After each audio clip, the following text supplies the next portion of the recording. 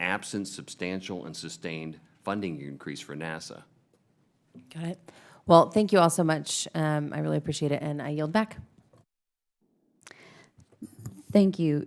Thank you, Congresswoman Hill. The chair now recognizes Mr. Posey for 5 minutes. Thank you, Madam Chair.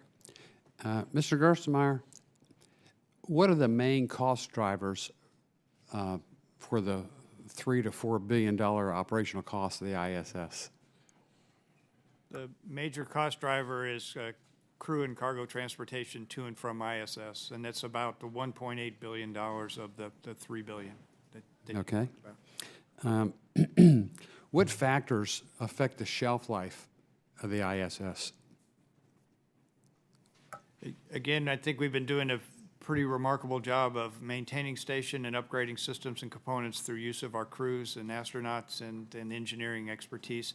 There are some components structurally that may wear out over time, and we need to watch those and monitor those, but we're actively tracking those and looking at those on a What kind of components would they be? They'd be some of those truss elements, some of the large structural pieces. Solar arrays will need to be replaced at some point and augmented, and we have plans to do that. Okay. Could the ISS be mothballed?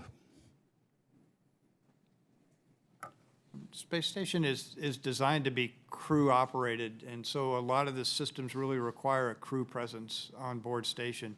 So essentially shutting station down and removing crew for an extended period of time would make it very difficult to ensure that we could bring the station back up when crew came forward or crew were available in the future. So it's not easy to essentially stop operations without the crew. We need to keep the crew presence on board station to keep the vehicle maintained. Would it be feasible, even remotely, to relocate the ISS, say, to an orbit around the moon? We've looked at that. It's attractive, but physically it just doesn't seem practical. The amount of energy to do that isn't there. The number of orbits, if you even low propulsion, you'd have to circle through the Van Allen belts multiple times over multiple months, and by the time you get there, it's not physically possible to maneuver large pieces of station.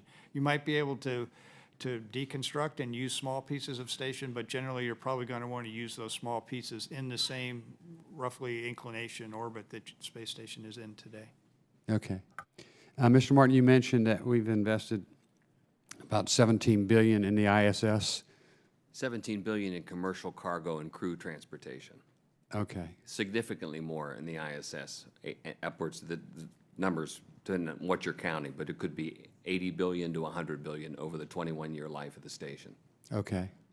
What kind of investments have our partners made?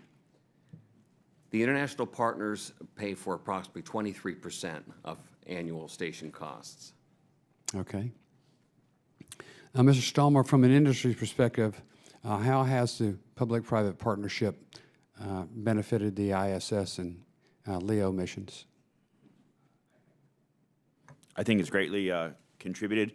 Companies like NanoRacks has invested $40 million. I think they're one of the larger investors on the International Space Station, they will be developing their own airlock for the International Space Station. I think that's going to be delivered in 2020, in that time frame. So I think they're, again, when you talk about the numbers that Mr. Martin is talking about, yes, it is a large contribution. But I think it's what the vision of NASA is. Was NASA designed to be an economic driver, or was it designed to be an agency for exploration? And I think we got to look at what our priorities are and what NASA's priorities are, and working with the commercial sector on this. And I think the partnership that NASA has had over the past 2 decades, working with the commercial industry, the sharing, the information sharing, and the service sharing that we've had, I think it's only going to grow. So I'm very optimistic about that. How do you think the relationship could be improved?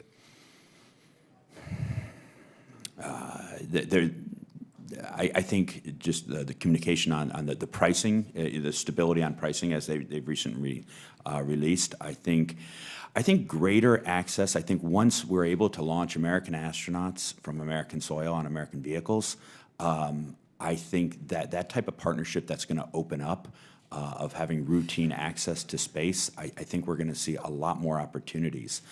I was inspired by Scott Kelly's book, Endurance, on what it took for a year on the space station and the challenges that they had, and routine challenges, just regular preventive maintenance they need to do. And I think having this commercial access and not being dependent on a foreign nation to